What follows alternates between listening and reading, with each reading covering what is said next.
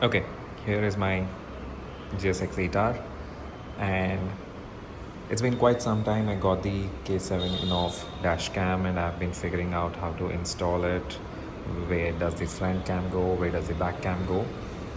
I finally did some brainstorming, and I have decided where does it go, how does it go, how does it connect. I'm going to make a video of it. Maybe if it'll help someone else who is trying to figure this out. I don't know who is installing a dash cam on a sports bike, but here I am doing it. So hopefully someone might need it like I did. I had to think a lot. The only reason why I'm doing it myself is because it's fun. That's it. I mean, I could straight away take this entire installation to some technician or a mechanic and they would definitely do it for me, but where's the fun in that? I figured it out myself, a few learnings on my way, and here we are. We're going to do it. So I finally decided that the rear camera is going to come here, because on the just above the tail light, this plastic section, I'm just going to make a small hole in it, seal it with silicone, and then install the camera here. So it should be a good position, hopefully. And I have future plans to upgrade this particular section with a TST tail light, which is basically this fender eliminator. So in future there'll be a change any which ways, and this plastic is any which ways not anything like waterproof or something. It's just for aesthetic reasons, so I can definitely make a hole in it and route the camera wire. Coming to the front cam, it will come right here under the headlight, because there's nowhere else I could figure out the cam to go, so I'll most probably put it here. Again, there's enough space to install it. It should look good. If it doesn't work, we'll see in future what to do about it. So let's begin. Okay, so the first step is done, which is rear cam mount. So as you can see, I've mounted it like this. Of course, others can have different ideas, but this seemed like a best one. I just made a small cut using heat for the wiring and the L pin. So I took the L pin in and then basically used, sorry, just focus it, yeah, and used the screw provided to lock it in place.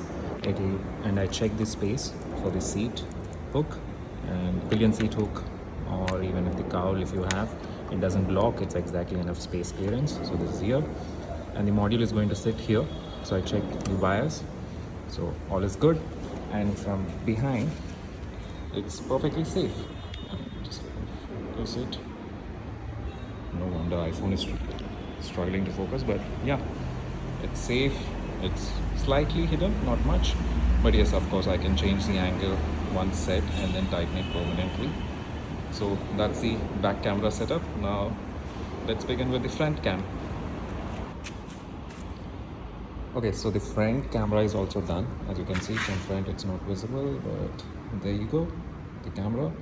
So what I have done is, if you have done the USB installation yourself or anything else, the low case, the plastic case, sorry for the light, yeah, it's quite flexible. It's held on with a few clips only.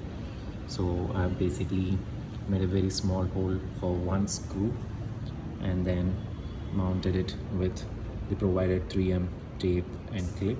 So it's now safely mounted. I can angle it always later. And for some reason there are a couple of holes, so I need not make another hole in the panel, and from there I will take it down all the way back to the module. Okay, so the rear cam was mounted. I had to route it. To route it, I did not have to take the entire tank off. I just had to lift it a little bit to make space, thanks to the connectors, which are like very stiff. So I can just poke the wire in and it itself routed its way through. So basically I took the, if I can show you my torch, so the rear cam is mounted down there and the wire went, so this particular black wire, and thanks to Suzuki they have holders, clip holders. So I took it through the clip holder, it went under the tank, nicely came up here, and then I tidied up a little bit and connected it to the module. Same thing I have done with the remote. I'm yet to mount it to the handlebar. So ran it through, took it through that same clip again under the tank. Did not have to completely take off the tank. I just had to unscrew the tank bolt to lift it a little bit, give me some space, and then took it down again and connected it. Now for the GPS module, I decided to keep it outside. I think I'll just mount it right beside the basically the TFT display, the dash. I'll put it there, and that's the reason I took the wire onto the other side. If I can show, there was enough space. Thanks to the horn, I took it over it. I'll zip tie everything later on once it's tested. So the top wire is where I took it under, brought it here, routed through, tidied it up, and connected it. Now the last thing to do is to connect the power supply, and let's see if it works well. Okay, there's one thing which I forgot to mention is that it also has a mic. So basically what I've done is I just clustered it, ran it through this plastic casing, just left it now in the front. I'll figure out where to place the mic later on.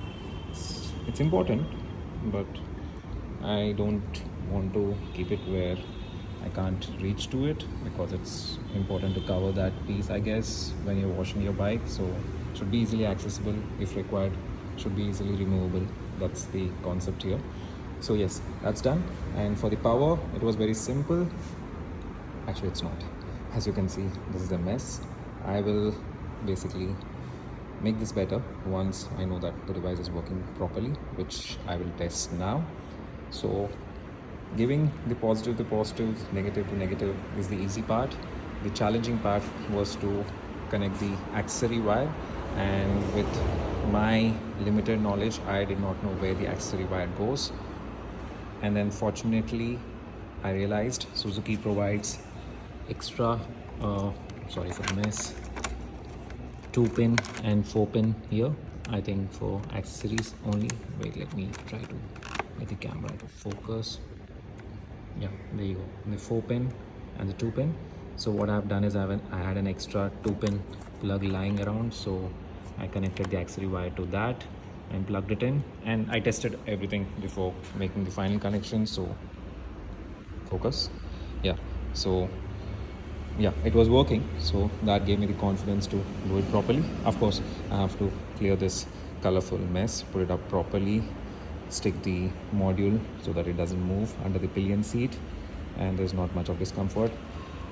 Most of the wires have been tidied up, but once I fix it, I'll see how it works. So let's fire the bike up and see if the module works properly. I'll check in the app if the recording is good, change the camera angles. So let's begin. So the success story is that it's working. The remote is booting up. It'll check for all the devices, and since all the lights are flashing, which means the device is well connected. Oh, don't go into the updation mode. I don't know why it went into the updation mode, but it doesn't matter. I basically downloaded a update, installed it into the memory card in the module. So right now it's basically installing that update, which it has already done when I tested it first. So it's going again. You are not supposed to switch it off when it's doing that, so I'll leave it on. But I know for sure now the device is working because all lights are working. Nothing is blinking rapidly, which means there's trouble. It's just blinking alternatively, which means the software is updating. So yeah, the installation was successful. I just need to tidy up a little bit, check the app, camera angles, and we are done. And that's the installation of INNOVV K7 dash cam on Suzuki GSX-8R. Right now, the bike is a mess, but soon I'll post some videos and then we'll get to know how good is the video recording.